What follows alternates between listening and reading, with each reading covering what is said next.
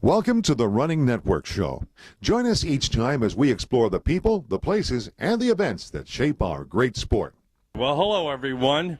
This is Gary Morgan. And Larry Eder.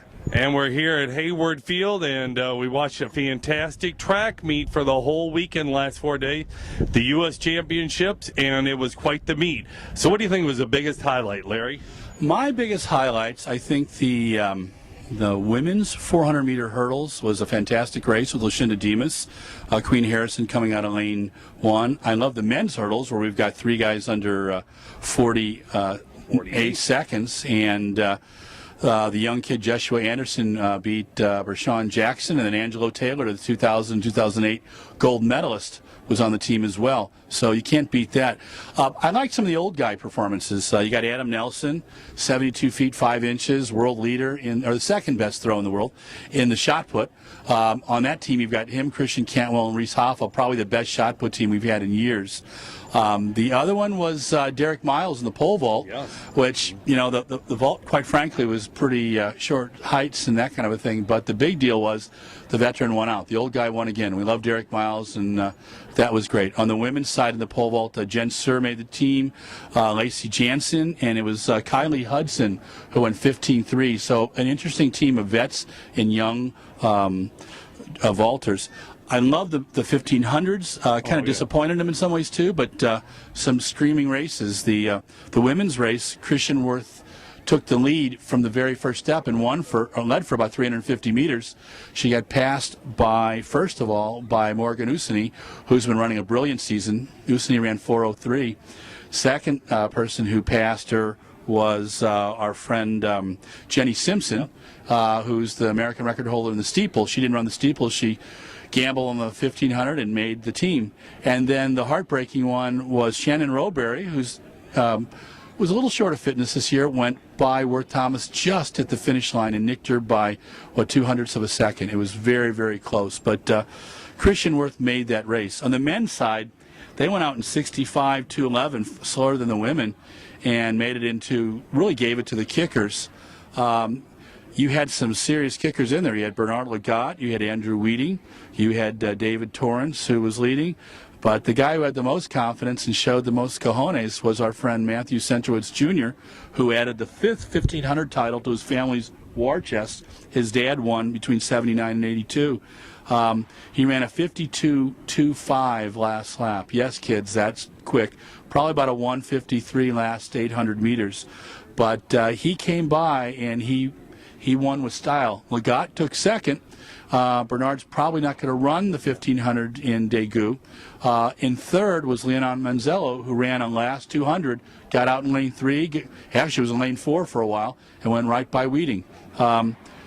Wheating's got some things to learn. He's a great athlete.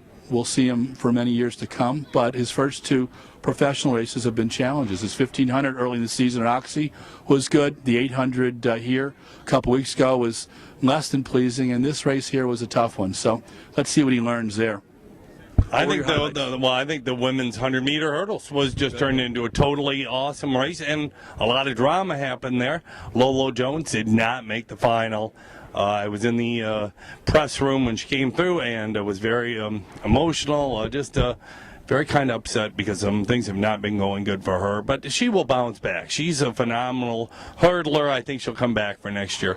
But there was definitely some great Dawn Harper did fantastic out there. And Kelly Wills making her first big team world championship. And she's coached by Dennis Mitchell down in Clearmont, Florida at the National Training Center that the triathletes, a variety of athletes, I think Dennis and that center down there is going to have a lot more athletes going down there to train. I like the 5,000s too on the men's side. They went out in 4:40 for the first mile, 4:14 for the second, and 3:57 third mile.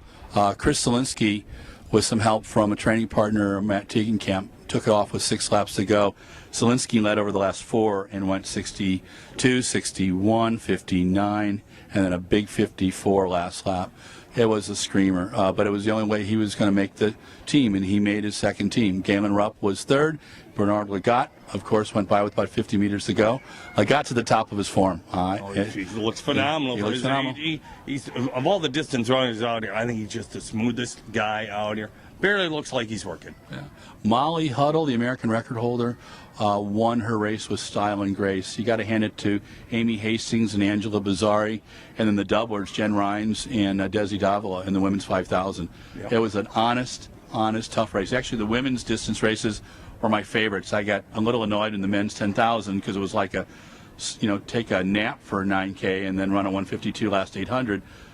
It was fun to watch. I don't know how much that prepares them for racing hard for 10,000 meters because Daegu is going to be like swamp weather, humid, and it is going to be fast. And to medal there, you're going to have to run 27.5 or 26. Yeah, and someone's going to run a 150 last 800. So why not have some cojones and do that kind of stuff? That's the one that annoyed me there.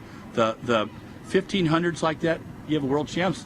1500s can be slower than your grandmother running with you, but sometimes they can be really fast too. So you don't know. Centrowitz has got some real tools. He definitely does. Yeah, you've got guys right now. The only one there's a couple guys that have B standards, but what you're going to see is Centrowitz probably go over to Europe and run a 334, 335. He's got the wheels to do it. Weeding obviously can run faster too, and so we'll see. See how and Manzano is the 333 guy. Manzano's got wheels, and he has medal written on his forehead. Right. He's got Fermin, Cacho, and Rio Silva like sitting on his back. The guy can kick like a maniac. He's just got to be in the right place. Well, I think we got a phenomenal team going over to Daegu, and from this point, they got 8 weeks to train, and just 1 year from now till the Olympic trial. So it will go by fast, and there's going to be a lot of great performances between now and then. And congratulations to USA Track and Field and Nike and the University of Oregon for putting on one of the best meets we've ever been to. Definitely, it was a great meet and great weather, and this is wrapping it up with Gary Morgan and Larry Eder. See you guys in Daegu. Definitely.